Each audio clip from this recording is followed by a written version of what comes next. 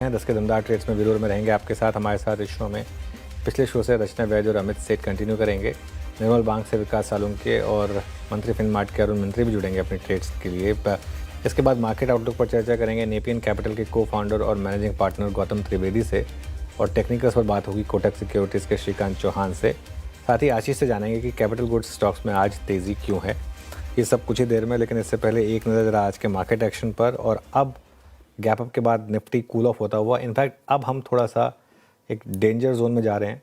24,184 पर निफ्टी है। Bank Nifty भी 58,000 के रेजिस्टेंस को नहीं क्रॉस कर पाया, मतलब 1 मिनट के लिए उसके ऊपर ट्रेड किया। 1 मिनट भी थोड़ा ज़्यादा हो गया, 15 सेकंड।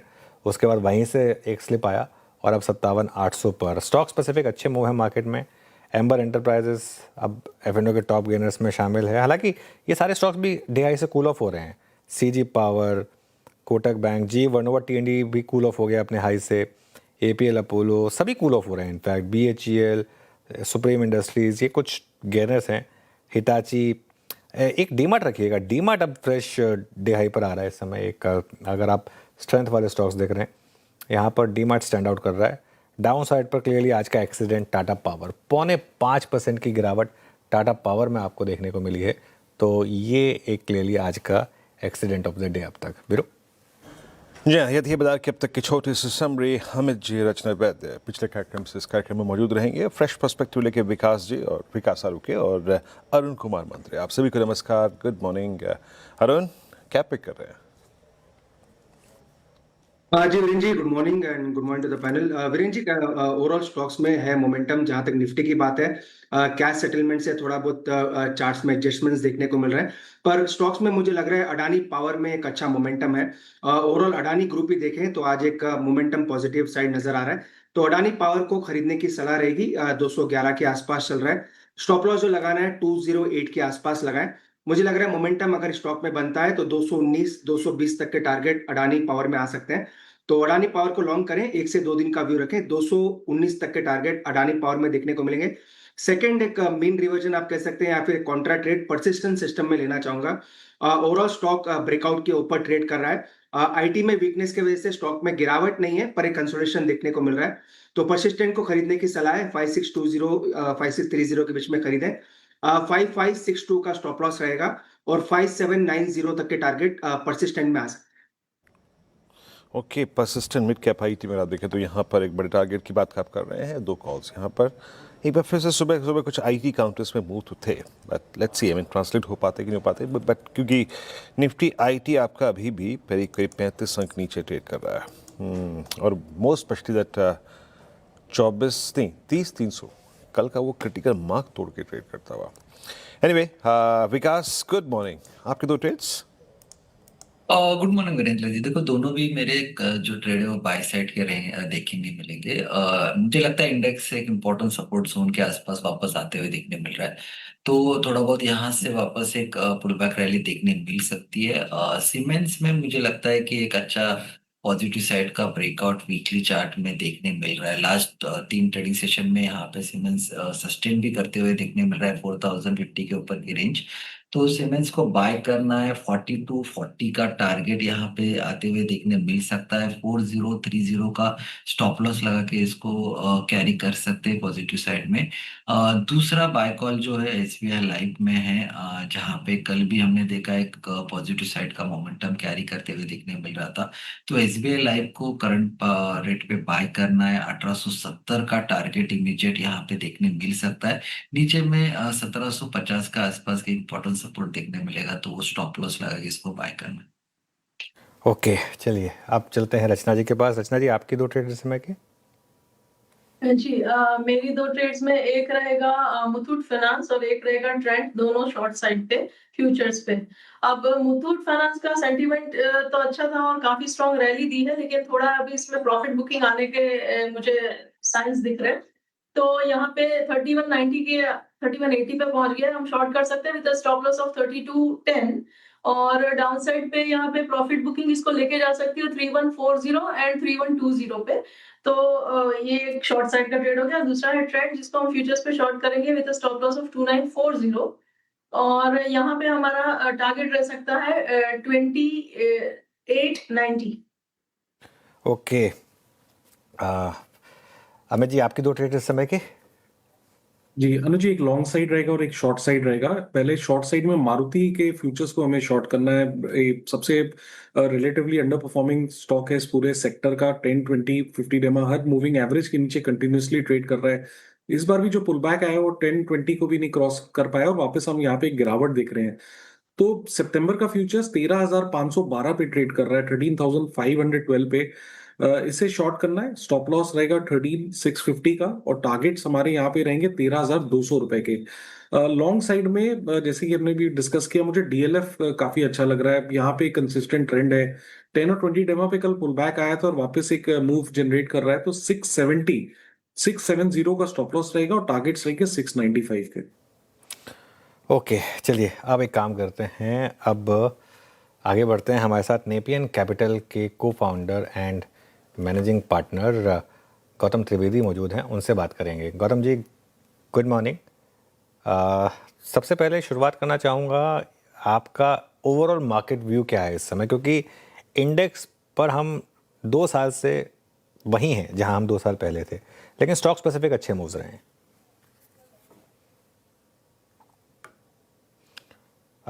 गौतम जी, एक बार चेक करिए, शायद आप म्यूट पर हैं। सॉरी, हाँ, कोई बात। मेरी गलती। हाँ।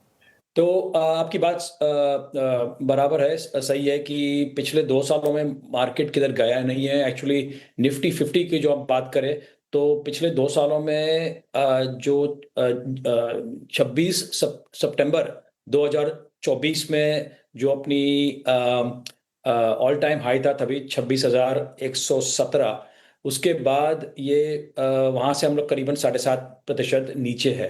तो निफ्टी 50 में एक्चुअली गिरावट आई है पिछले 2 सालों में।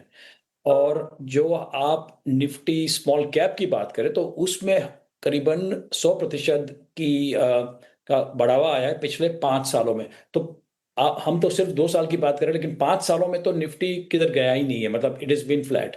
तो इस मेरा कहने का ये मतलब है कि जिस तरह से फ्लोज आ रहे हैं, और आप देखिए मिड और स्मॉल कैप्स में मैक्सिमम फ्लोज आ रहे हैं, तो हमारा फोकस भी पिछले करीबन 12 महीनों में मिड एंड स्मॉल कैप्स पे ज्यादातर रहा है वर्सेस लार्ज कैप्स। और मैं तो सिर्फ 2 साल की बात नहीं कर रहा हूं, लेकिन इवन पिछले 5 सालों में most of the large caps में आप देखिए तो basically you not made any real money. इसके अलावा एक और चीज़ जो मुझे आपसे पूछनी थी, अभी HDFC बैंक है जैसे 5 साल के लो पर है इस समय, भारत का सबसे बड़ा banking stock. At some point as an investor आप क्या सोचेंगे इस स्टॉक के बारे में, कि फाइनली क्या पेशेंस गिव अप की जाए या फिर रखा जाए इसे? अनुज, फुली लोडेड क्वेश्चन है आपका इस बार, लेकिन प्रॉब्लम यह है कि जो स्टॉक 5 साल से चला नहीं है, और जो मैं सिर्फ HDFC बैंक की बात नहीं कर रहा हूँ, काफ़ी IT सर्विसेज कंपनीज भी है जो चली नहीं है। कई और भी स्टॉक्स जिसका नाम मैं नहीं लूंगा, लेकिन जो चले नहीं है पिछले 5 सालों में, लार्ज कैप्स की सिर्फ बात कर रहा हूँ। तो यस,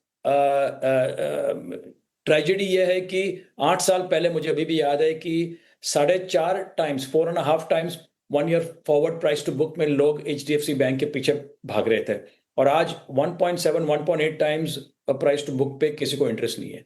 मुझे लगता है कि ये अभी भी जिसको पोजीशन बनानी हो with a long term view खरीद सकते हैं, लेकिन frankly stock otherwise in every respect बढ़िया कंपनी है, उसमें तो कोई इशू नहीं है, लेकिन ये स्टॉक आने वाले 12 महीनों में या 24 महीनों में आपको कुछ बड़ा रिटर्न देगा, मुझे लगता नहीं है। अच्छा गौतम जी, नमस्कार, वीरेंद्र बोल रहा हूँ। ये जून में जब AI चिप स्टॉक्स का कोलैप्स होना शुरू हुआ, चाहे US में देखिए या फिर आप रेस्ट ऑफ एशिया में देखिए, तब हमने उस पीरियड को एंजॉय किया निफ्टी IT पर। हालांकि हमारे कुछ मिड कैप ITO के नंबर भी बहुत अच्छे थे, बट मैं उस वक्त भी देख रहा था सर, बहुत सारे आर्टिकल्स में लिखा यही था कि अगर थोड़ी बहुत भी कूलिंग ऑफ हुई इन AI स्टॉक्स में, चिप स्टॉक्स में, तो रीजनेबल बाइंग आएगी। जिस प्रकार के एनवीडिया ने नंबर दिए सर, क्या एक बार फिर से उस AI रैली के रिज्यूम होने का वक्त आ चुका है क्या? और ऐसे में क्या IT फिर अंडर परफॉर्म करे, इस बात की चांसेस कितने लग रहे हैं आपको?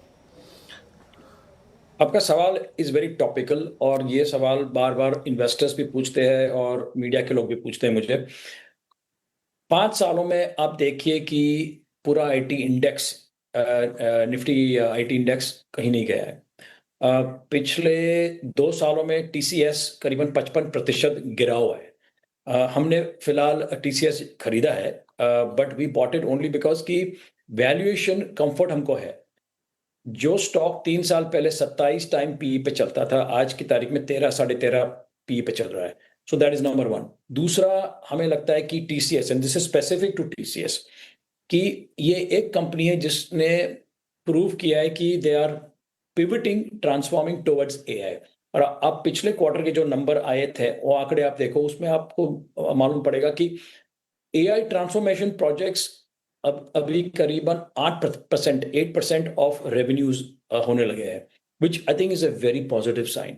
दूसरी बात यह है कि अनलाइक अदर आईटी कंपनीज, इन लोगों ने डेटा सेंटर में भी $7 बिलियन का निवेश का अनाउंसमेंट हो चुका है। हैदराबाद में वो लोग डेटा सेंटर बना रहे हैं। It is not only TCS, it is TCS और टीपीजी, जो बड़ी प्राइवेट इक्विटी कंपनी है। दोनों ने मिलके ये इन्वेस्टमेंट, ये निवेश का प्रोग्राम बनाया है। तो मुझे लगता है कि ये इंडिया की सबसे बड़ी आईटी कंपनी जब ये एरियाज में पिवट कर रही है, it is a huge positive for Indian IT, and I hope other companies also follow.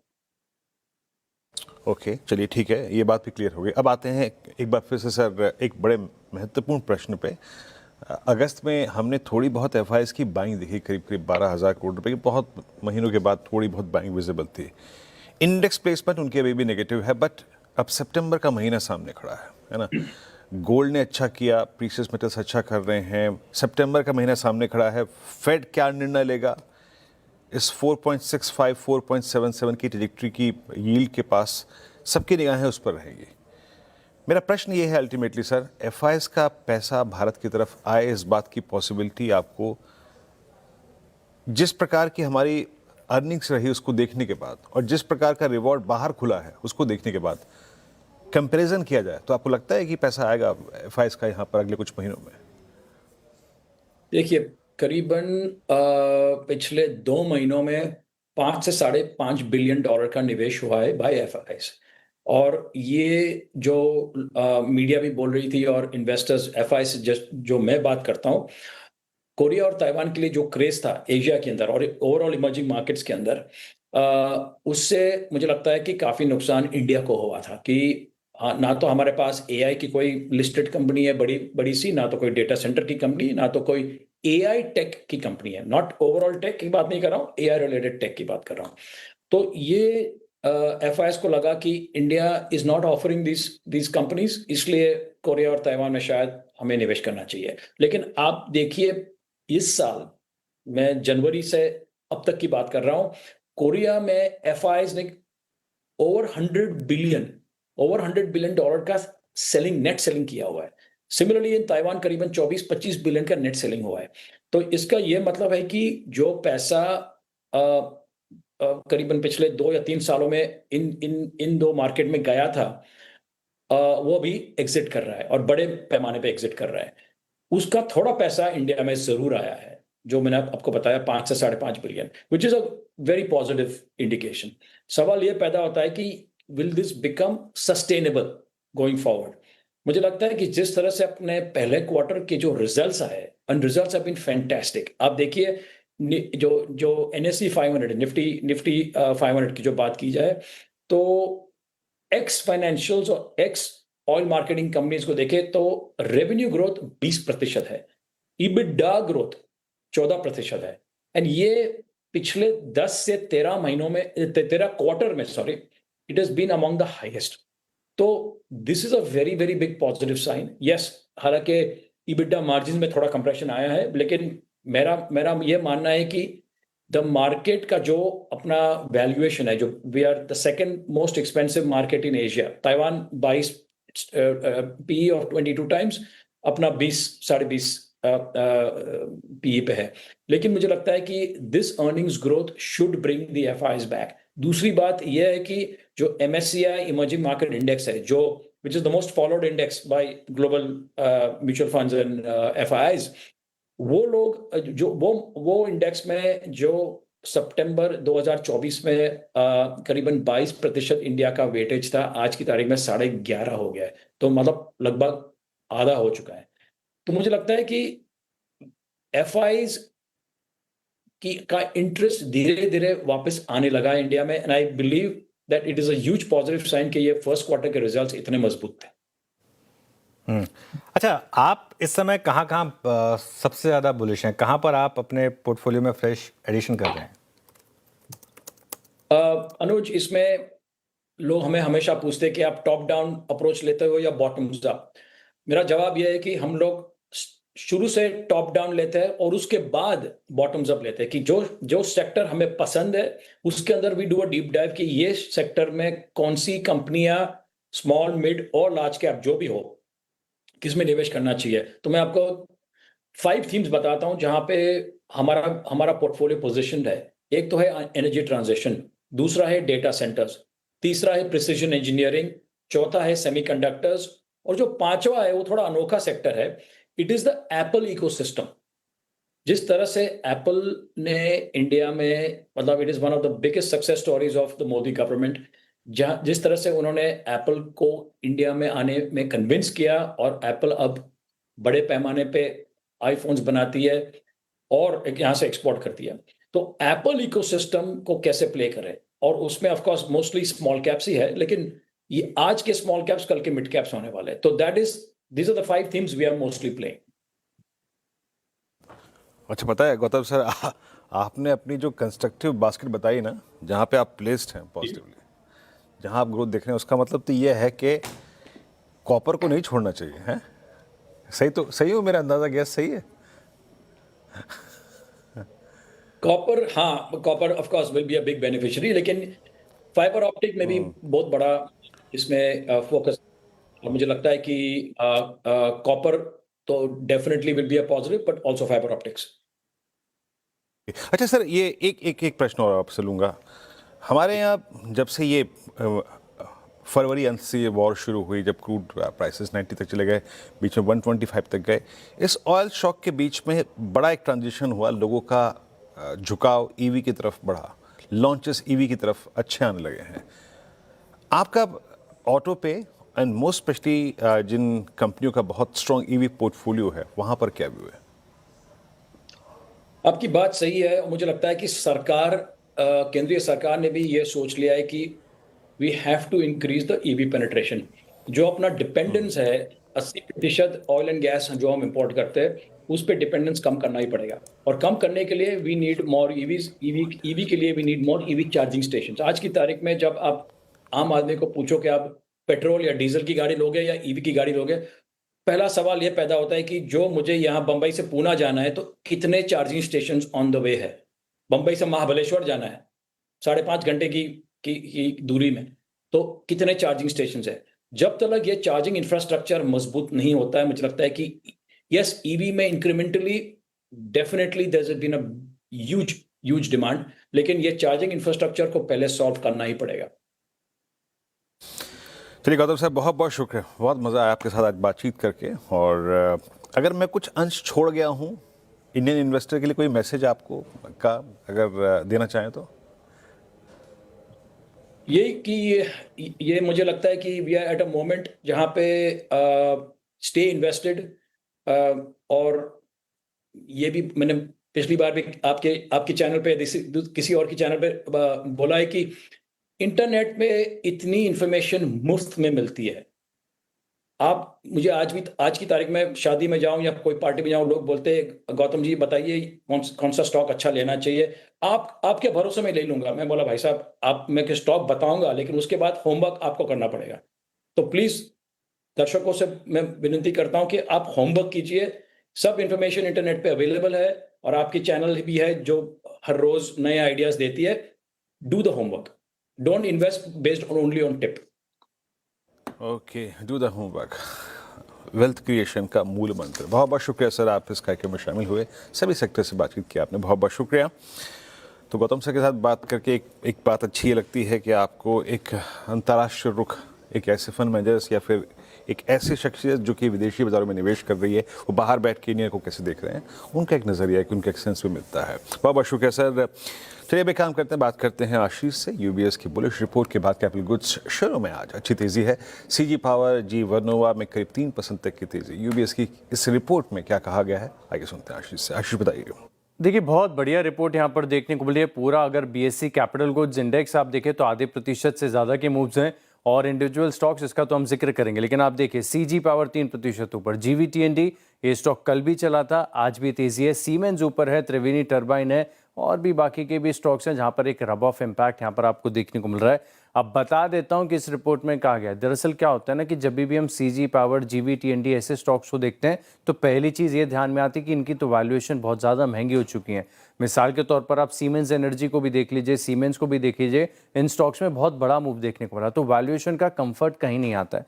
लेकिन ये यूबीएस की रिपोर्ट आपको काफ़ी हद तक कंफर्ट देगी। ये कह रहे हैं कि वैल्यूएशन हाई है, लेकिन एक्साइटमेंट अभी भी बचा हुआ है। स्पेस में ग्रोथ आपको काफ़ी बढ़िया देखने को मिलेगी। फर्स्ट हाफ की बात करें तो यहाँ पर साइकिल्स हैं, ये इंडिकेट कर रहे हैं कि डिमांड थोड़ी सी और इम्प्रूव होगी, और साथ में आप देखें तो प्राइवेट डिफेंस के जो ऑर्डर्स हैं ये यहाँ पर फ्लो होते हुए नजर आएंगे। साथ में ये भी कह रहे हैं कि अर्ली साइंस हैं, जिसके चलते पता चल रहा है कि सरकार की तरफ से जो ऑर्डर फ्लो है वो तो बहुत बढ़िया चल रहे हैं, लेकिन प्राइवेट स्पेस से भी आप देखें तो ऑर्डर फ्लो लगातार है, और आगे भी जो ऑर्डर मोमेंटम है ये इन हाई वैल्यूएशंस को जस्टिफाई कर पाएगा, और यही पूरे स्पेस की सेक्टर की सबसे बड़ी दिक्कत है। अच्छा, अब आप सोच रहे होंगे कि सब पूरा का पूरा स्पेस पसंद आ रहा है, तो स्टॉक्स कौन से हैं? तो टॉप पिक्स इन्होंने शेयर कर दिए, एक एक करके आपकी स्क्रीन पर आएंगे, ध्यान दीजिएगा। सबसे पहले आप देखें तो एवीबी, ये स्टॉक इन्हें काफ़ी पसंद आता है। ओवर द ईयर्स हमने देखा है काफ़ी बड़े मूव इस स्टॉक में देखने को मिले। सीमेंस की बात अभी की, गजब के मूव्स यहाँ पर भी रहे। सीजी पावर एक टोटल टर्न अराउंड स्टोरी, और अब तो यहाँ पर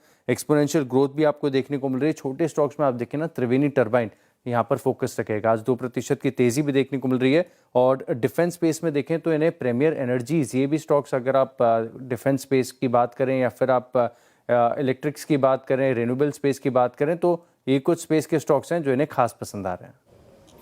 शुक्रिया आशीष इस रिपोर्ट की बारीकियों को एक बार फिर से समझाने के लिए। कोटक सिक्योरिटी से हमारे साथ श्रीकांत चौहान जुड़ चुके हैं। अब श्रीकांत जी, गुड मॉर्निंग, कार्यक्रम में स्वागत है आपका।